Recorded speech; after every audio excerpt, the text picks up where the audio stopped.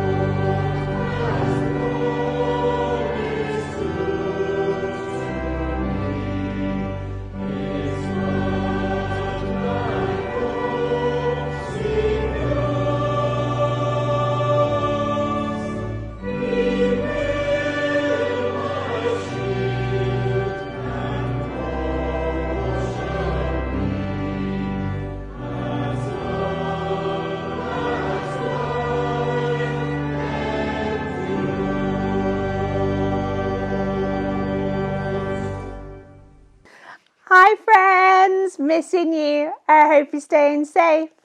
Hi friends. Friendship is a kind of important thing in our reading today. I'm your friend, Hannah. Oh, thanks Paul. I'm your friend too. Maybe today is a good day to be reminded to encourage those people who are our friends. How about at the end of the service today, you could drop a postcard or a message to somebody who is your friend or that you appreciate. But whatever you do, we don't recommend that you send your messages by Bow and arrow. Like Jonathan in our passage, could end badly. Maybe also today is a good time to ask God to help us to be good friends. What kind of Jesus characteristic would you like to help you be a good friend to others? Why don't we think about that as we head to catch up with some of our church friends?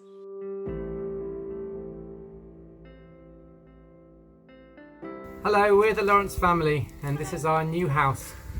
Our connection with Aberystwyth is that we used to live there for about 10 years. I was the curate in St Michael's Church and then I was team vicar in St Anne's Church and Llanfyllin Church. And we all miss you, don't we guys? Yeah. What we're doing now, well, I have a job with St Padon's Institute, which is the training arm of the church in Wales. So I'm training up new vicars and licensed ministers and anyone who wants to study theology in learning about God and being equipped for serving him in his church. And what are the rest of you doing? We're going to school. I'm starting secondary school in a secondary school. I work part-time at the National Botanic Garden of Wales as a horticulturalist. Come and see me. How has COVID affected us? Well, we've all been in lockdown like everybody else. We've been living together and trying to do schoolwork together, which has had varying degrees of success. And we're pleased that we can now start to go back to school. I've been able to work at home throughout the whole time, which is great. Kelly's been on furlough and is now able to go back as well. So we hope things can continue in that vein. What else do we have? A Bible verse that's inspired us. We do have one, which Joseph is going to read for us. 1 John chapter 4 verse 4. You, dear children, are from God and have overcome them, because the one who is in you is greater than the one who is in the world. Thank you. It's a good thing to remember when we're surrounded by all sorts of other things and potentially new situations like Joseph starting in a new school, that Christ lives in us and he's greater than anything that might be happening around us. How can you pray for us? Well, here's some suggestions. How's going in school? Friends? Yeah, gonna have friends. It's still really new here for us, so we have been going to a church, but especially with lockdown we haven't had a chance to feel like we're part of it. We'd like to feel like we had a church family. What? GCSEs. Caleb's in year 11 now. And in case you never met us before or have forgotten all of our names, I'm JD. I'm Kelly. I'm Caleb. I'm Benjamin. I'm Daniel. I'm Yusuf. And I'm Anastasia. It's lovely to see you, or at least we can't see you because you're on camera, but we hope you've enjoyed seeing us and we'll see you soon. Bye. Amen.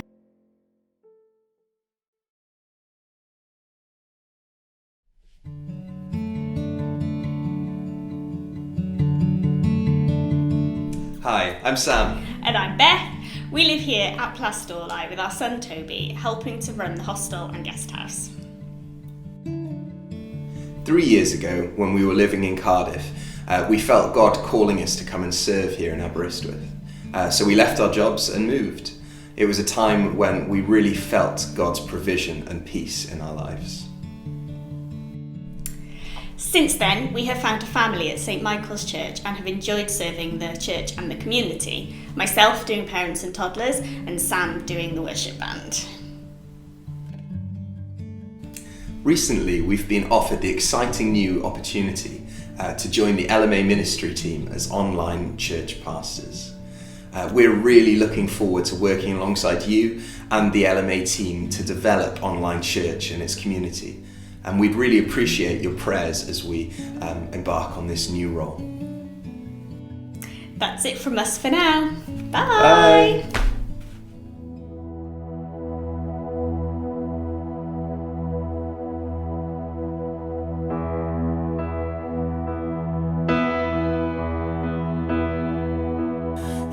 Unravel me with a melody.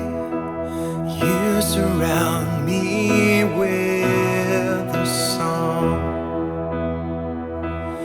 of deliverance from my enemies, till all my fears are gone. I'm no longer a slave to fear. I am a child of God. I'm no longer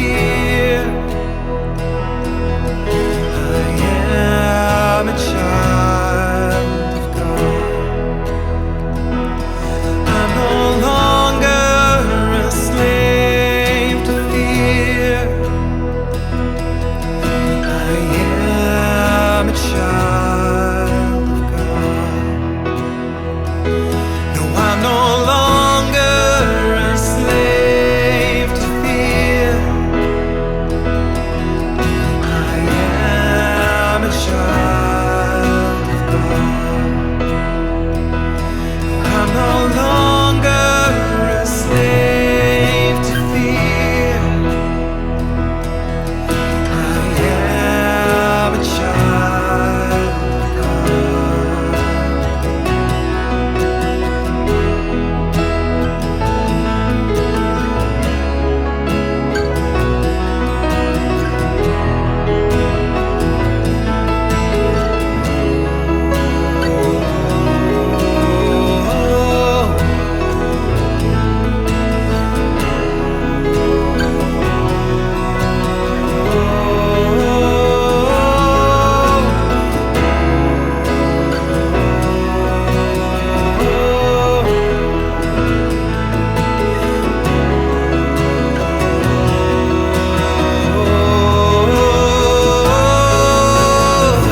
You split the sea so I can walk right through it.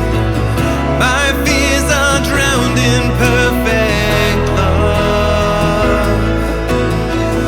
You rescued me so I can stand and sing. I am a child of God. You split the sea so I can walk right through it.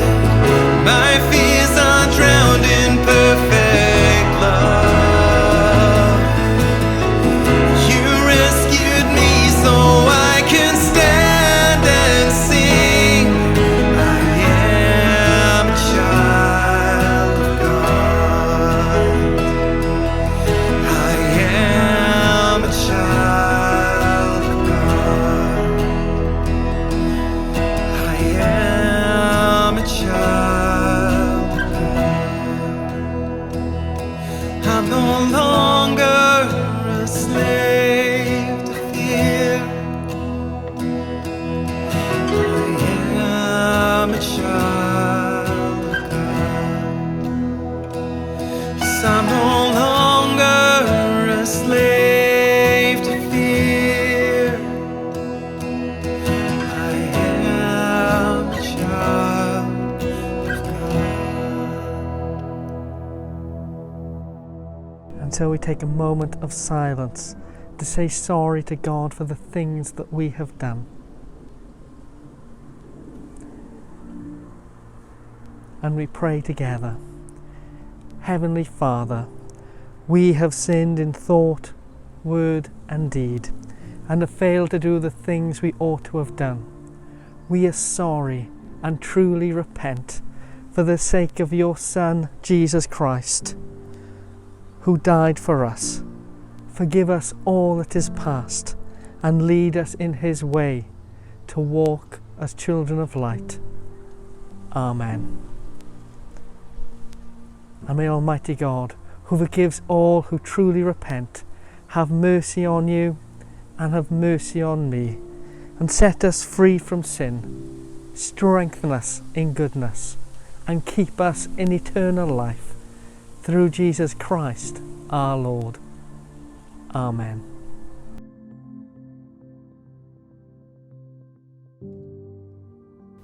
Today we're reading 1 Samuel chapter 20. Then David fled from Naioth at Ramah and went to Jonathan and asked, "What have I done? What is my crime? How have I wronged your father that he is trying to kill me?" "Never," Jonathan replied. "You are not going to die. Look, my father doesn't do anything, great or small, without letting me know. Why should he hide this from me? It isn't so." But David took an oath and said, "Your father knows very well that I have found favour in your eyes." And he has said to himself, "Jonathan must not know this, or he will be grieved. Yet, as surely as the Lord lives, and as you live, there is only a step between me and death." Jonathan said to David, "Whatever you want me to do, I'll do for you." So David said, "Look, tomorrow is the new moon feast. I am supposed to dine with the king, but let me go and hide in the field until the evening of the day after tomorrow. If your father misses me at all, tell him, David earnestly asked my permission to hurry to Bethlehem, his hometown, because an annual sacrifice is being made there for his whole clan. If he says, 'Very well,' then your servant is safe. But if he loses his temper, you can be sure that he is determined to harm me. As for you, show kindness to your servant, for you have brought him into a covenant with you before the Lord. If I am guilty, then kill me yourself. Why hand me over to your father?" "Never," Jonathan said. "If I had the least inkling that my father was determined to harm you, wouldn't I tell you?" David asked, "Who will tell me if your father answers you harshly?" "Come," Jonathan said, "let's go out into the field." So they went there together. Then Jonathan said to David, "I swear by the Lord, the God of Israel, that I will surely sound out my father by this time the day after tomorrow. If he is favourably disposed towards you, will I not send you word and let you know? But if my father intends to harm you, may the Lord deal with me, be it ever so severely, if I do not let you know and send you away in peace. May the Lord be with you as he has been with my father. But show me unfailing kindness, like the Lord's kindness, as long as I live, so that I may not be killed. And do not ever cut off your kindness from my family, not even when the Lord has cut off every one of David's enemies from the face of the earth." So Jonathan made a covenant with the house of David, saying, "May the Lord call David's enemies to account." And Jonathan made David reaffirm his oath out of love for him, because he loved him as he loved himself. Then Jonathan said to David, "Tomorrow is the new moon feast.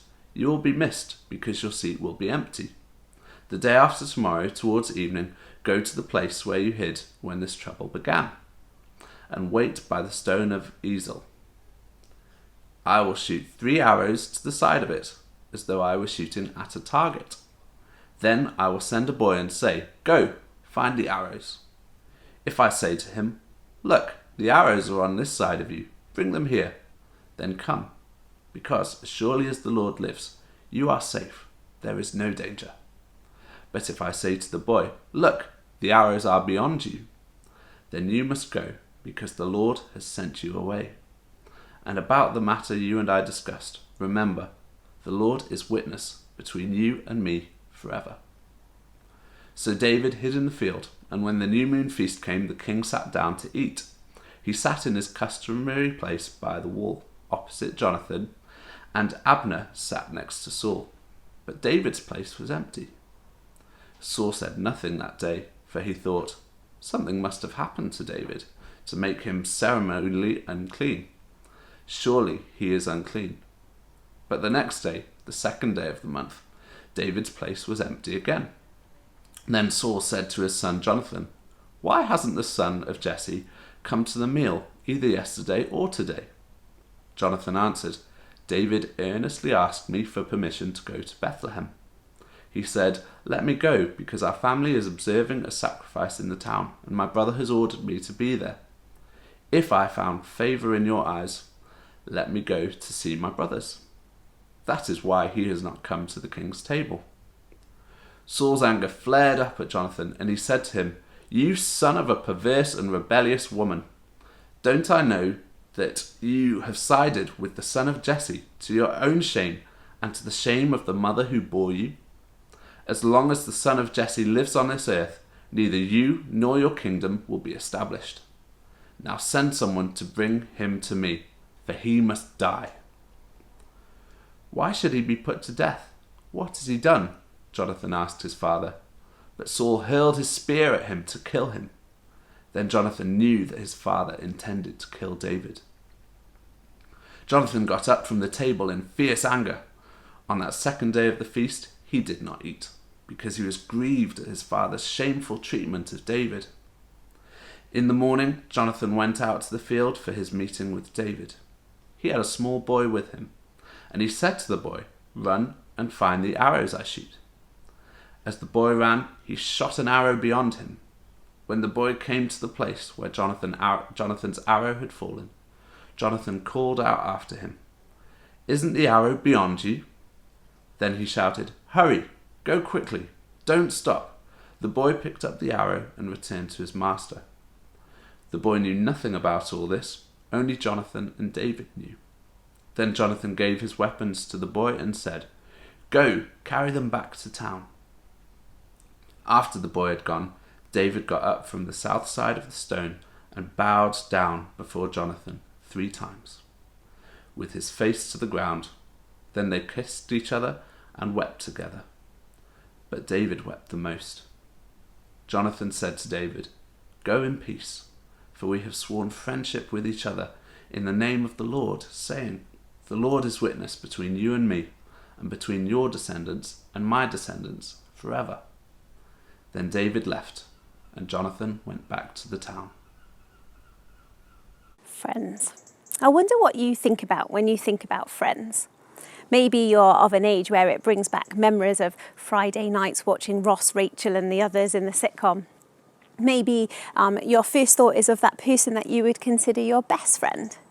Or maybe it's of a group of friends that you've known for ages, or friends that perhaps you're missing a lot right now because you haven't been able to see them recently. Do you know, all I know about friendship is I think that it seems to get more complicated the older we get. You know, you go to nursery and school and you make friends with the people who are in your class and the people you see every day, and you might fall out occasionally, but it's all done and dusted in a couple of minutes and, you know, off you go and all is fine. And then the bigger you get different types of friends, don't you? You have friends, you have best friends, you have work friends, you have social friends, and some of these people cross into different groups and some don't.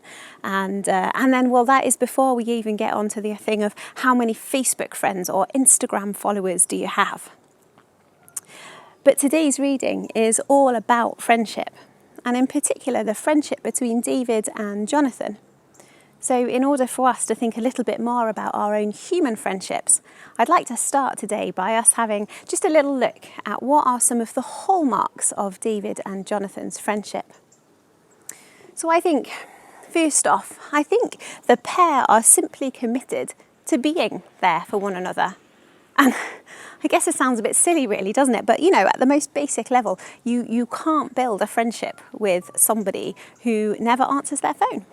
You can't build a friendship with someone who, you know, never responds to an email or a text, or who always cancels plans and never has a chance to chat. But Proverbs 17 tells us a friend loves all of the time. It doesn't say some of the time, or when they need something, or when it's convenient to them. And being there is something that I think David and Jonathan model for us. You know, at the beginning of today's reading, when David runs away, he runs straight to Jonathan and he tells him, he says, you know, your father is trying to kill me. Now that can't have been a nice thing for Jonathan to hear. I mean, you know, I love my dad very much, but he winds me up all the time and he is not perfect, trust me. But if anyone else wants to say a bad word about him, I will go on the defensive, and before you know it, my father is the most perfect man, and in fact he's the only perfect man other than Jesus to have ever walked the earth. And yet this isn't Jonathan's reaction. He is surprised at what David tells him, and he even finds it hard to believe, but despite that, he commits to being there for his friend. And he says to him, he says, what do you want me to do? And I'll do it for you. He commits to his friend, even though he is fully aware that it might end up with him knowing something that he might not wanted to have known about his father. And what's more, he does so pretty much without any questions asked. Because remember, at this point, David knows that Saul is out to kill him. We heard about all the attempts on his life last week. But Jonathan, not so much. And why wouldn't he be sceptical? I mean, Saul has already told him that he's not going to kill David. And so Jonathan's got no reason to doubt his father. And yet when his friend comes to him, he is there for him.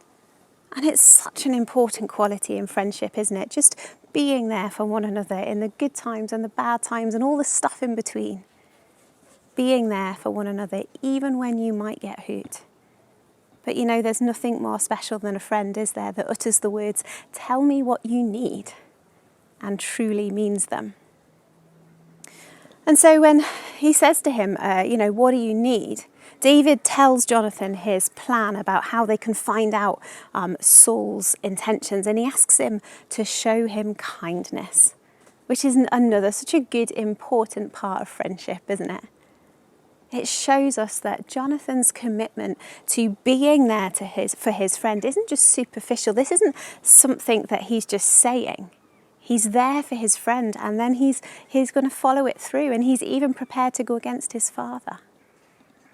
Jonathan says, I'm going to be there for you, and he backs it up with his actions. So their friendship is built on this commitment of being there for one another, and it's built on kindness, but it's also built on the truth. Now, I know this is an odd thing to say, isn't it? Because, when it comes to David, to be quite honest, he's not really adverse to a little bit of lying, is he?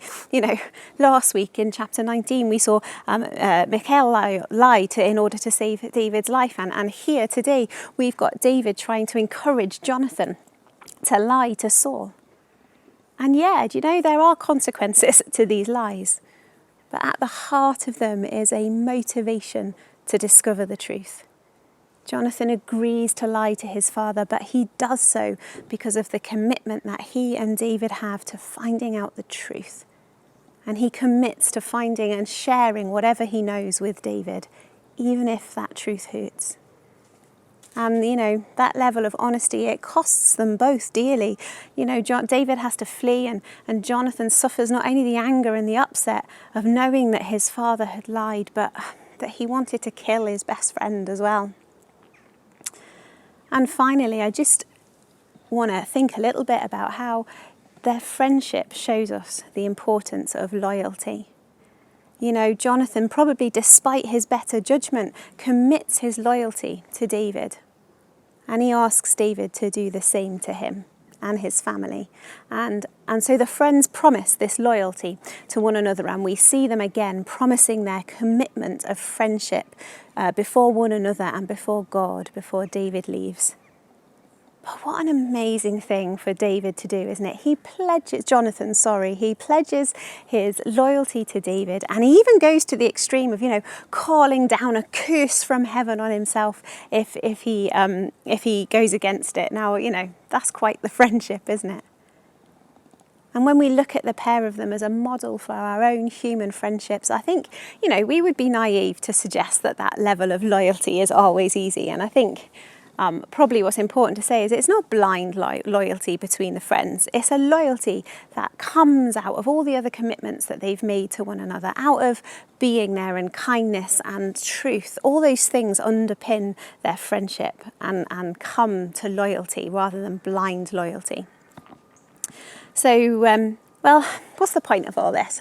What's so important about David's friendship? And I know, to be honest, it feels a bit weird standing here talking about friendship for me. I've been talking for maybe nearly 10 minutes now or so. And I feel like I could be taking some kind of social studies class rather than preaching a sermon. And yet, friendships are so important. The model that David and Jonathan give us for a healthy, godly, human relationship is important. And it's important, I think, because, friendships, they're a gift from God. And it's true friendships that will keep us close to God, that will keep us accountable with one another. It's true friendships, I think, like this, that will sustain us in the difficult times, but help us to grow and encourage us and, help us to be better versions of ourselves.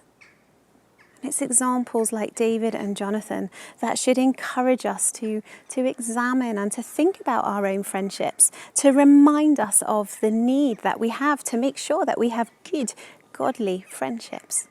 Because like I say, friendships, they're a gift from God, and we should cherish them as such. And so if it's okay with you, I would just like to pray with us. Father God, we do thank you for the gift of friendship and for all those special people that you have brought into our lives who have sustained us and encouraged us and been there for us over the years. Father, we are sorry for perhaps the friendships that we have not committed to like we should have done. And we pray that you would pour out your healing touch wherever it is needed. Father, help us to be good friends to others. Help us to daily show an availability and kindness and loyalty and truth in all our friendships. Father, may we be the kind of people who build friendships that honour you and bring glory to your name. Amen.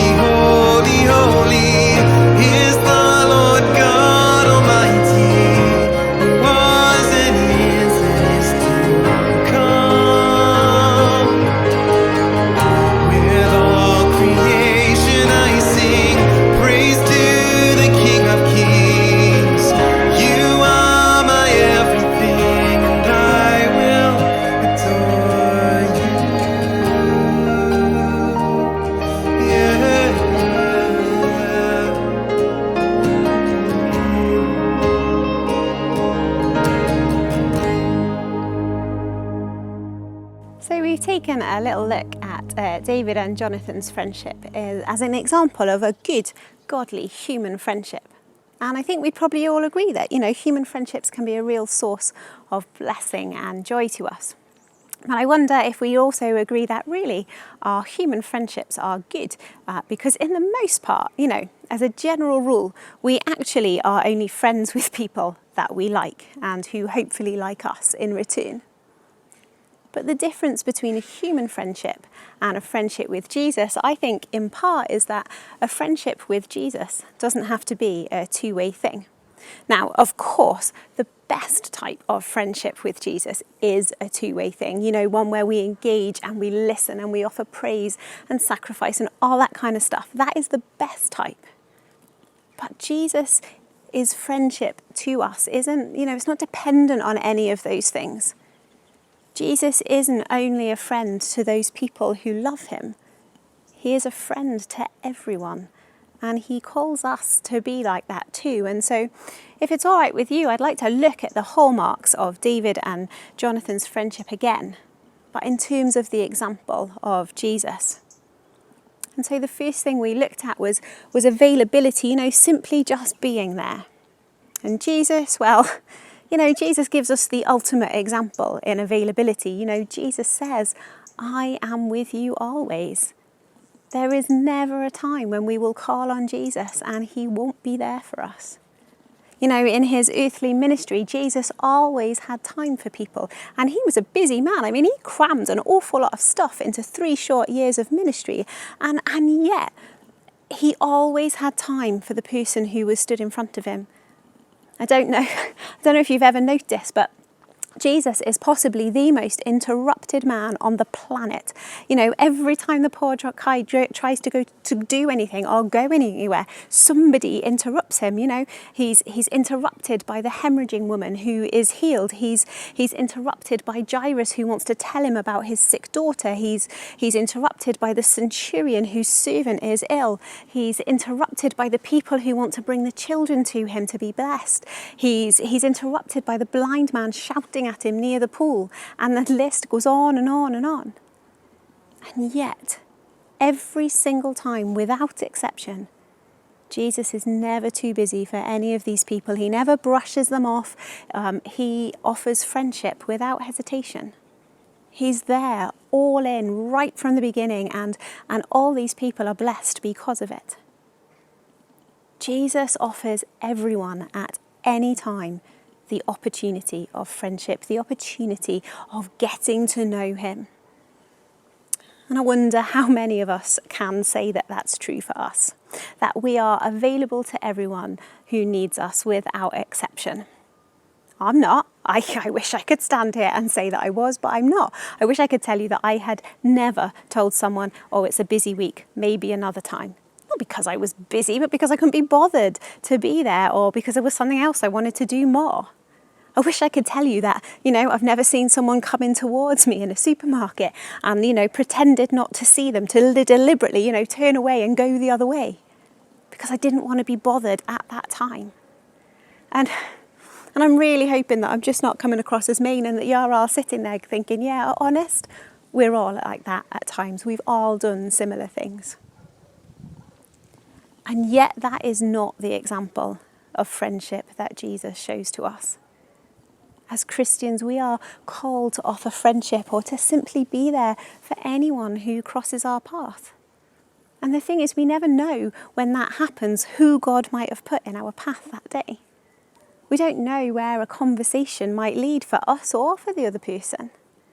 One of my best friends in this whole world is a guy who I stopped once for directions at a wedding. A chance meeting with someone one evening wound up with me and my family moving here to Aberystwyth. And things happened. Those things happened because one stranger took the time to befriend another. But not only did Jesus never turn anyone away, he actually sought people out for friendship too, didn't he? He sought out the friendless, those who society said weren't worthy. He went to the Samaritan woman, he went to the tax collector, and he offered them his friendship. And again, he calls us to do the same, to seek out and befriend people who need befriending. The homeless, the addicts, the tax evaders, it doesn't matter who. We are called to offer them friendship in Jesus' name. And so today, I guess I really want to encourage us to ask God, who is it that I gave the brush off that I shouldn't have done? And who is it that you want me to go and befriend in your name? Because we're called to be there, but we're also called to show kindness. Now, of course, there is no shortage of examples of Jesus showing kindness in the Bible. You know, he offered kindness and compassion to everybody that he met. And of course, in the ultimate act of love and kindness, he gave up his own life for us, his friends. In the Bible it says, but when the kindness and the love of God our Saviour appeared, he saved us not because of the things that we have done, but because of his mercy. And it sounds simple, doesn't it? You know, I'm not sure really anybody should be surprised when I stand here and I say Christians should show kindness to others. And yet I wonder how many of us that's true for. I wonder, when was the last time that we did something for someone who wasn't really already our friend? When was the last time that we did something to bless someone else simply because we could? When was the last time that we went out of our way to show love and to kindness to someone that we don't know or isn't the type of person that we would normally get on with or spend time with? When was the last time that we showed kindness to somebody whose society tells us isn't worth it or who isn't deserving of the kindness of others? And the trouble is, you know, if we're honest, showing kindness like that isn't always easy, is it? I mean, yeah, sometimes we are applauded for it and it makes us feel good, but sometimes it creates a backlash as well, doesn't it? You know, there were no shortage of people who thought that Jesus was wrong for befriending the tax collectors and the prostitutes. Some years ago now, a Christian guy who was local to where I was living at the time bought a large Victorian house and he renovated it and he declared that he was going to open a Christian home for people undergoing rehabilitation from drug use. And oh my goodness, you can imagine the backlash that this guy got. We don't want people like that in our time. Oh, a Christian man putting our children at risk like that. And you know, I'm ashamed to say it, but the loudest voices of opposition came from the churchgoers. The very people who should have been looking to support someone who wanted to show love and kindness and friendship to other people who were struggling. But as Christians, we are called to show kindness to everyone, no matter what the consequences. And by show kindness, I'm not just talking about, you know, these little random acts of kindness. They are lovely, don't get me wrong, but I am talking about real, heartfelt, in it for the long haul kindness. You know, in today's reading, Jonathan asks David to show him kindness. And it's really interesting, the word he uses for kindness in the Hebrew is quite literally translated as show me the kindness of the Lord. This isn't just any kindness, this is the Lord's kindness. A kindness that comes from a genuine place of love, a place where we love like Jesus with no limits. It's the same kindness that the Lord has already shown us. And so again, I want to challenge us today to ask God to show us the people that he wants us to show kindness to. Maybe it's someone that we've never thought about before. Maybe it's perhaps somebody that we've known it's there for a long time, but we've been avoiding.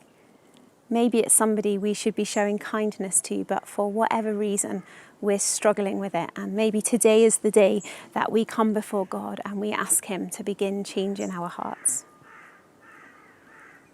So we've looked at being there. We've looked at kindness. And so what about loyalty? Now again, this is a bit of a no-brainer, isn't it, really, when it comes to Jesus? Jesus says, I will never leave you, nor will I forsake you. Now, you don't get much more clearer than that, do you? Jesus is loyal. He keeps his promises to us without fail, and he protects us and he fights the enemy for us. Jesus calls us to be loyal to those people that we befriend, not to get sidetracked by something else we want to do, not to disappear when when troubles get tough or people raise objection. Jesus calls us to be loyal. He calls us to commit to others for the long haul. He calls us to be their voices, to be their advocates. He calls us to fight for them when the rest of the world wouldn't give them the time of day. He calls us never to give up on them, just as Jesus himself has never and will never give up on us. When Jesus commits to us, he does so for eternity. And then comes the biggie. David and Jonathan's friendship was based on truth.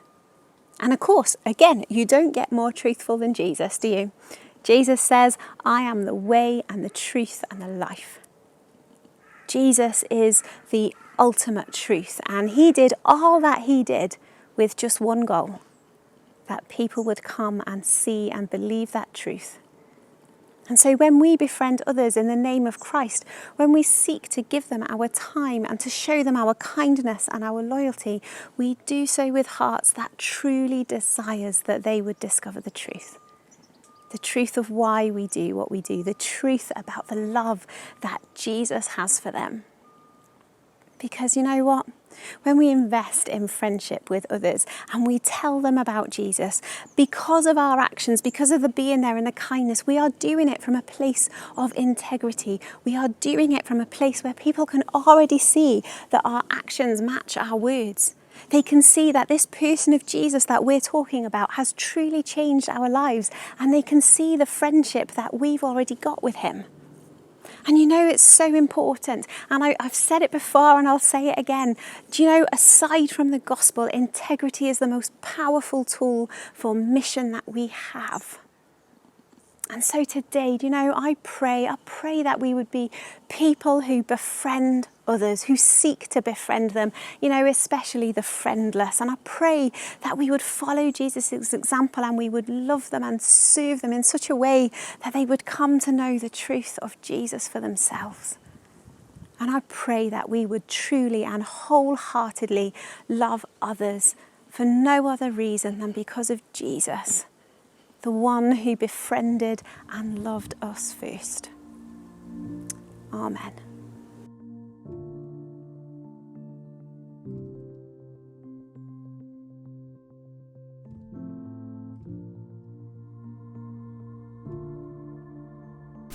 Lord, we come together now to pray to you. We thank you for your love for us and for all that you give us. Thank you for our family and friends, and for those we know who support us. Help us to show support to others as well. Father, today we come to you and we pray for the students who are returning to our town.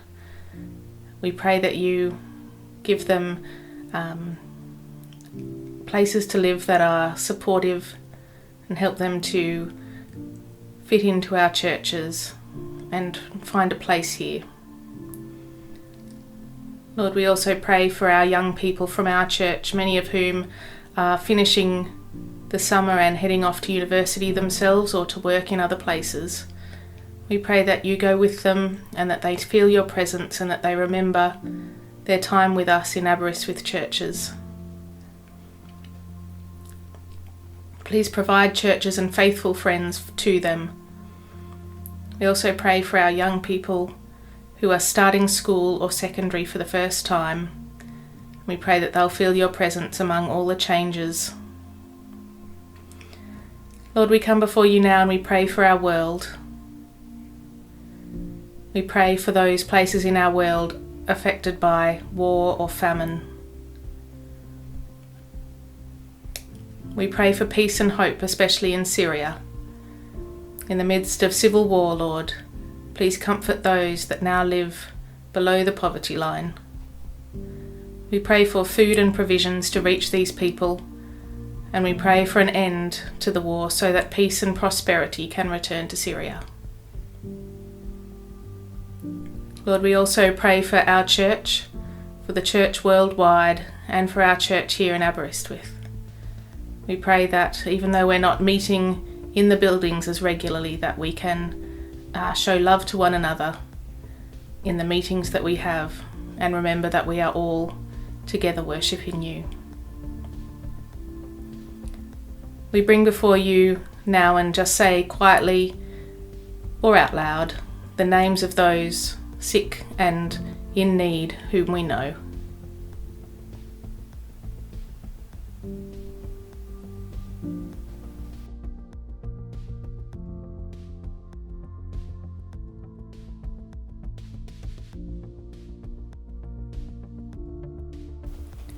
Lord, bring healing and secure knowledge of your love to these people. In Jesus' name we pray these things. Amen.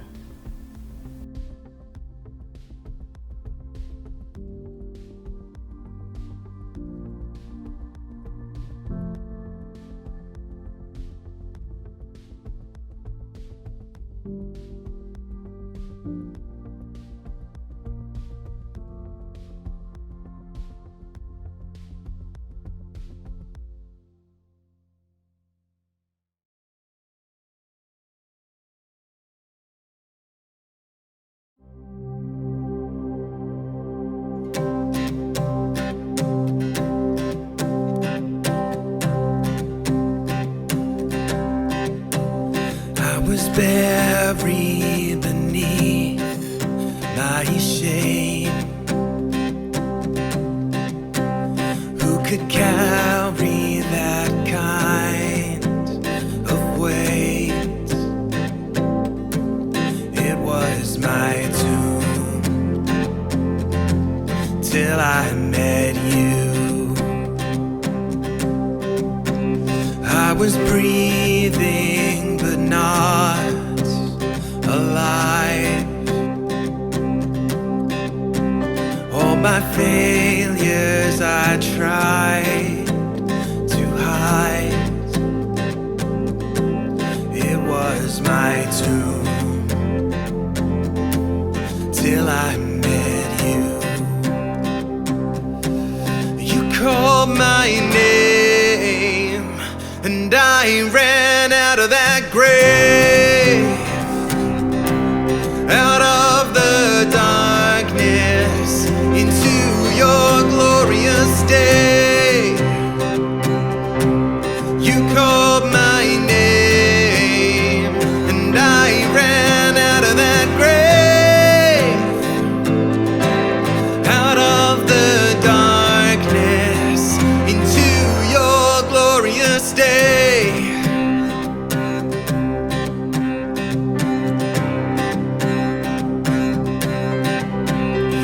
Your mercy has saved my soul. Now your freedom is all that I know. The old made new. Jesus, when I met you, you called my name and I ran out of that grave, out of the darkness into your glorious day. You called my name and I ran out of that grave, out of the darkness into your glorious day.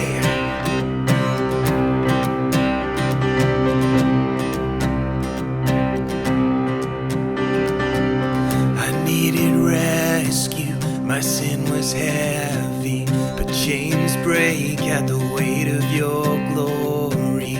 I needed shelter, I was an orphan. Now you call me a citizen of heaven. When I was broken, you were my healing. Now your love is the air that I'm breathing. I have a future, my eyes were open. 'Cause when you call my name, I ran out of that grave, out of the darkness into your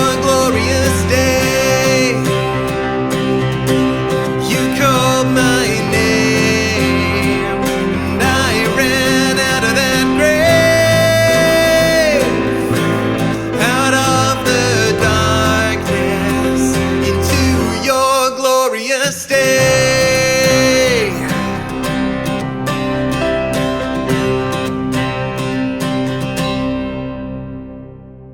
It's been wonderful to join together to worship our amazing God.